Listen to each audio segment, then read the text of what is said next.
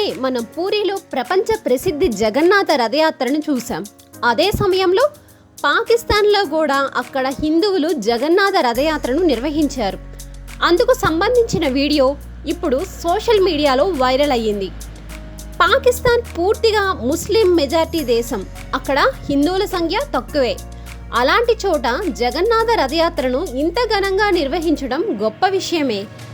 జగన్నాథ రథయాత్ర అనేది జగన్నాథుడు అంటే విష్ణుమూర్తి లేదా శ్రీకృష్ణుడి రూపంగా చెప్తారు. ఈ రథయాత్రలో కృష్ణుడితో పాటు సుభద్ర, బలభద్ర రథాలు కూడా సాగుతాయి. పూరిలో ఏటా లక్షల మంది ఈ కార్యక్రమంలో పాల్గొంటారు.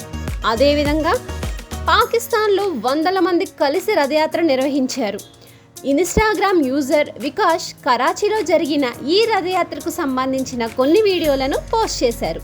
అందంగా అలంకరించిన రథాన్ని చూపించారు. అందులో అలంకరించి ఉన్న ముగ్గురు దేవుళ్ల ప్రతిమలను చూపించారు. ఈ రథయాత్రలో పాకిస్తాన్ ఫ్లాగ్ కూడా కనిపిస్తుంది. భక్తులను చల్లని వాటర్ బాటిల్స్ ఇస్తూ రథాన్ని ముందుకు తీసుకెళ్లడం మనం ఆ వీడియోలో చూడొచ్చు.